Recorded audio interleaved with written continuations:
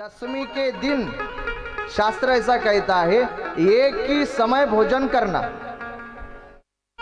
और एकादशी के समय में, एकादशी के दिन में कुछ भी अन्न ग्रहण नहीं करना, जिसमें दोष होते हैं। इसलिए अल्प भोजी फल फ्रूट्स जो कुछ भी है खाना। और दसवीं एकादशी और द्वादशी, द्वादशी की भी बताई गई है तिथि, जैसे व्रत बताया गया, द्वादशी को भी एक दिन भोजन का शास्त्र बताया गया है। याद रख, एक दिन ही भोजन करना। और ऐसा व्रत करने पर एकादशी का, एकादशी साधारण नहीं, याद रखना। एकादशी का व्रत इतना श्रेष्ठ बताया गया है कथा में। अम्बरीश राजा ने यह व्रत किया था, अम्बरीश राजा ने एकादशी का व्रत किया था। और जो नियमों के साथ एकादशी का व्रत करे, याद रखना, भगवान कहते हैं उसकी मैं हर मनोकामना पूरी करता हूं जो एकादशी का व्रत नित्य नेम से करता है। ये व्रत साधारण नहीं है, याद रखना, एकादशी का। इसलिए 15 दिन में आती है एक एकादशी आती है, वो करनी चाहिए, याद रखना। उसमें से भी 2 व्रत कहे गए हैं एकादशी। एक निषेध व्रत कहा गया है और एक परिपालन व्रत कहा गया है। तो एकादशी करने से कितना बड़ा सामर्थ्य मिला अम्बरीश राजा को, इसलिए थोड़ा सा महत्व बताता हूं एकादशी का। अम्बरीश राजा थे, एकादशी कर रहे थे, तो एकादशी करने के बाद, एकादशी की उन्होंने, एकादशी करने के बाद द्वादशी का दिन था, उनको एकादशी छोड़नी थी। उन्होंने रसोई बनाई भगवान के लिए भोग दिखाने के लिए, और कुछ ब्राह्मण को बुलाया भोजन करने के लिए द्वादशी के दिन में। तो द्वादशी के दिन में जब भोजन के लिए बुलाया तो ब्राह्मण भोजन के लिए आए, और ब्राह्मण भोजन के लिए आने के बाद ब्राह्मण बैठ गए। उसी टाइम समय दुर्वासा ऋषि आए, और दुर्वासा ऋषि जैसे आए तो अम्बरीश राजा कहने लगे, वाह वाह, मैं तो धन्य हो गया, ऋषिवर आप भी आ गए, मैं धन्य हो गया। तो आओ द्वादशी है, बोले भोजन करो। तो ठीक है, बोले मैं जमुना जी में जा रहा हूं, स्नान कर रहा हूं, मैं जल्दी स्नान करके लौट के आऊंगा। तो बोले ठीक है, मैं तब तक राह देखता रहूंगा, आप जल्दी से आओ। बोले समय बीतता जा रहा है, इसलिए जल्दी से आना। बोले ठीक है। तो दुर्वासा ऋषि गए और जाने के बाद स्नान करने लगे, और जैसे स्नान करने लगे, बहुत टाइम हो गया, बहुत समय हो गया, नदी में नहा रहे हैं। अम्बरीश राजा इधर राह देख रहे हैं कि कब आएंगे, कब आएंगे। अरे मुहूर्त आने की तिथि निकलती जा रही है, ब्राह्मण भी बैठे हो, ब्राह्मण करने लगे, कहने लगे, ओ अम्बरीश जी, बोले आपने हमें भोजन के लिए बुलाया, कब भोजन देंगे आप? सोच में पड़ गए, अभी करूं तो क्या करूं, दुर्वासा ऋषि भी आने के हैं, ब्राह्मण भी यहाँ पे बैठे हुए हैं, करे तो क्या करे। तो उसके बाद में बहुत राह देखी, लेकिन नहीं आई। तो इन्होंने क्या किया, ब्राह्मण को सभी को बिठाया और भोजन परोसा, भोजन करने लगे, भोजन करने लगे। राजा को भी लगने लगा मैं भी भोजन करता हूं, क्योंकि ये व्रत सफल होना चाहिए। राजा भी भोजन करने के लिए बैठे। जब राजा भोजन करने के लिए बैठे तो वहां से दुर्वासा मुनि आए। जैसे दुर्वासा मुनि आए, क्रोधित हो गए, बोले ये क्या कर दिया आपने, आपने मुझे भोजन करने के लिए बुलाया और आप ही भोजन कर रहे हो। क्रोधित हो गए।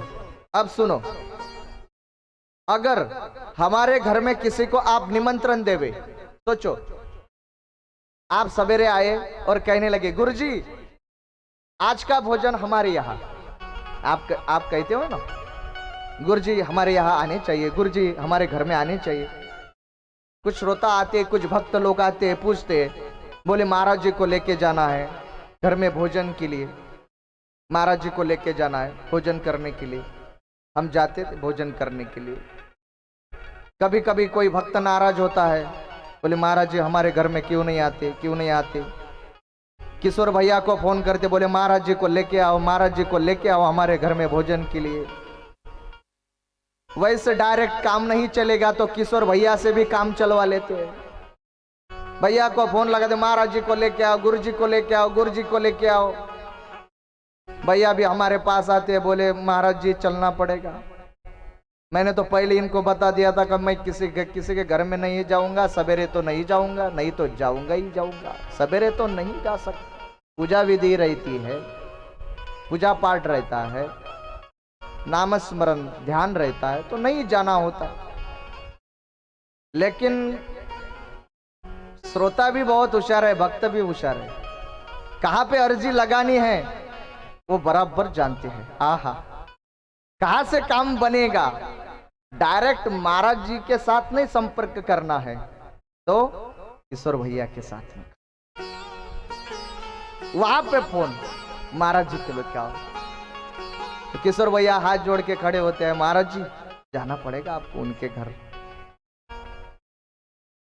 भैया अगर उनके वाणी से ऐसे शब्द निकल गए, उनके बाद हम क्या भोलेनाथ जी भी नहीं टाल सकते। उनके बाद हम क्या टाले भैया, उनके बाद भोलेनाथ जी भी नहीं टाल सकते। इतनी सेवा करते हैं भोलेनाथ जी की, साधु संतों की, तो जाना पड़ता है कहीं कहीं पर। और प्रेम देखो कितना, गुरुजी हमारे घर पर आ गए, वो होना भी चाहिए संतों की सेवा। एक तो माता जी, मैं गया विभोर भाव में, अरे गुरुजी जैसे जैसे देखो सबरी जैसी श्री राम प्रभु की राह देख रही थी, आ जाएंगे आ जाएंगे आ जाएंगे, मेरे प्रभु कब जाएगा, भाव है। जब गया ना तो एक श्रोता के घर जैसे गया, माता जी ने वो आरती वारती निकाली, सब निकाला, तो वो क्या हुआ, तो सब निकाला ऐसे, तो गड़बड़ में ऐसे उसके ध्यान में नहीं रहा। सॉरी महाराज जी आए, अरे अरे टावेल लाओ, अरे जल लाओ, कुमकुम लगाओ, ऐसे कैसे कर। उसमें समझ में नहीं आया, उसने क्या किया, अक्सिद नहीं लगाई, गड़बड़ी इतनी कर रही थी, अरे गुरुजी आए, महाराज जी आए। उसने क्या किया, जो वाटी रहती है ना, जो प्लेट रहती है ना हमारी, उसमें से प्रसाद देने के लिए शक्कर लाई थी, महाराज जी के हाथों में थोड़ी सी शक्कर डाली। उसने क्या किया, गड़बड़ में चलो अक्सिद लगाया, अक्सिद ने शक्कर ली, ले शक्कर लगा। मैंने बोला माता जी शक्कर है वो, अरे ध्यान में ना महाराज जी, अरे क्या हो गया, ये क्या हो गया, चिटियां आएंगी, चिटियां लगेंगी, अरे महाराज जी क्या हो गया, अरे पूछ लो, अरे क्या हो गया, सॉरी महाराज, अरे आओ। इतना आपका भाव रहता है, प्रेम के वश तो जाना पड़ता है। सवेरे गया वहां पे माता जी के एक माता जी के घर में गया, वहां पे 2-3 माताएं आई, बोले महाराज जी 1 मिनट के लिए मेरे घर में पधारे। दूसरे माता जी के घर में गया, तीसरी माता जी आई, बोले गुरुजी मेरे घर में 1 मिनट के लिए। मैंने बोला वो माँ लिस्ट बना, लिस्ट कितनी माँ है और किस किस के घर में जाना है, इस लाइन से चालू करता हूं, ऐसा शुरू यहां से बिल्कुल एक राउंड घूम के ही आता हुआ। ऐसा आपका प्रेम होता है, एक भाव होता है, लेकिन एक विधि होती है, वो संभलना पड़ता है, याद रखना। व्यासपीठ की गरिमा होती है, ये व्यासपीठ साधारण नहीं है, शरीर को बहुत संभालना पड़ता है।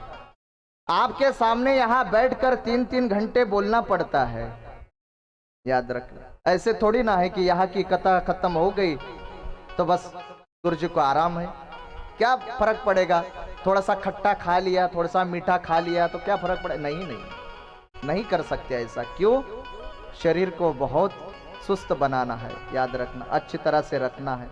शरीर है तो सब कुछ है, आवाज है तो सब कुछ है। अब सोचो आपके घर का मैंने खट्टा खा लिया, लो ना महाराज जी थोड़ा सा, लो ना, अरे लो ना थोड़ा सा, तुम्हारे लिए बनाया, लो खाओ। समझो गला बैठ गया कल, क्या मैं आपको अच्छे भजन सुना पाऊंगा, आपको अच्छे भजन सुना पाऊंगा? नहीं। भजन सुनाना तो ये मेरा प्राण है, मेरी आवाज, मेरा गला अगर बैठ गया तो बस सब बैठ गए। मैं बहुत संभालता हूं मेरे आवाज के लिए, इसलिए कुछ कम ज्यादा होता है, इसके वजह से कहीं जाने का मन नहीं होता, क्योंकि आपका प्रेम रहता है ना, इसके ना भी मना भी नहीं कर सकते। इसके लिए ये व्यासपीठ की गरिमा होती है, रखना पड़ता है, सब ख्याल रखना पड़ता है, याद रखना। इसी के वजह से अगर आपने मुझे भोजन के लिए बुलाया,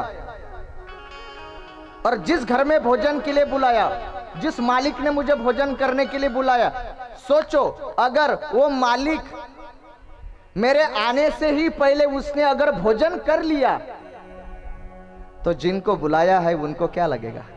उनका अपमान नहीं होगा? अरे हमने तो गुरु जी को बुलाया था भोजन के लिए, हम पहले ही बैठ गए और भोजन कर लिया। इसी तरह राजा अंबरीश ने दुर्वासा मुनि को बुलाया था भोजन के लिए। क्या हुआ? दुर्वासा मुनि की राह देखी, लेकिन अंबरीश को लगने लगा, राजा अंबरीश को लगने लगा, अरे बोले अब कितना टाइम वक्त, गए स्नान करने के लिए, सब ब्राह्मण भी बैठे यहां पे, तो वक्त भी निकलता जा रहा है। तो अंबरीश राजा उस ब्राह्मणों के साथ में भोजन करने के लिए बैठ गए, और जैसे भोजन करने के लिए बैठे, वहां से दुर्वासा ऋषि आए। दुर्वासा ऋषि ने यह सारा दृश्य देख लिया। ब्राह्मण बैठे हैं, ऋषि भी, सभी ऋषि बैठे हैं भोजन करने के लिए, अंबरीश राजा भी बैठा। क्रोधित हो गए, कहने लगे, ये राजा, तूने मुझे भोजन के लिए बुलाया और खुद भोजन के लिए बैठा, तू मेरा अपमान किया तूने। उन्होंने क्या किया? एक कृत्या उत्पन्न की, कृत्य हाजिर हो, शस्त्र लेके हाजिर हो गई। क्या आज्ञा है बोलो? एक काम करो, बोले अंबरीश राजा है ना, इसका शिरच्छेद कर दो। तो जानते हो मेरे भगवान का जिसने इतना बड़ा व्रत किया है, उसको कौन मार सकता है? मेरे भगवान ने साक्षात सुदर्शन छोड़ा, और जो सुदर्शन लगा किसके पीछे? दुर्वासा मुनि के। भागने लगा, अरे बचाओ बचाओ। ब्रह्मलोक में गया, ब्रह्मदेव जी से कहने लगे, हे ब्रह्मदेव जी मुझे बचाओ। ब्रह्मदेव जी बोले, मैं भी नहीं बचा सकता। बोले क्यों? जिसने छोड़ा है उसके पास जाओ। उसने किसने छोड़ा है? तो भगवान विष्णु ने, भगवान विष्णु के पास गए, हे प्रभु मुझे बचाओ, मुझे बचाओ। तो भगवान विष्णु भी कहने लगे, मैं भी नहीं बचा सकता। बोले क्यों? मेरा सुदर्शन मैंने मेरे भक्त के स्वाधीन किया है, तुझे वहां ही जाना पड़ेगा, मेरे भक्त के पास जाओ, तभी तेरे प्राण बचेंगे। जा, उधर जा, मेरे भक्त के पास जा। तो दुर्वासा अंबरीश ऋषि के पास आए। अंबरीश ऋषि से क्षमा मांगने लगे, मुझे क्षमा कर दो ऋषिवर, मुझे क्षमा कर दो राजा, मुझे क्षमा कर दो। प्रभु से विनती की अंबरीश राजा ने, हे प्रभु इसको शांत करो, इस सुदर्शन को शांत करो। सुदर्शन शांत हो गया। याद रखना, इतनी बड़ी सामर्थ्य एकादशी व्रत में बताया गया है। भगवान का सुदर्शन भी भगवान के हाथों से निकल पड़ा, लेकिन भगवान भी नहीं बचा सके। किसको बचाना पड़ा? भक्त को ही बचाना पड़ा। इसलिए ये 3 दिन का व्रत होता है एकादशी का, और कल की एकादशी है।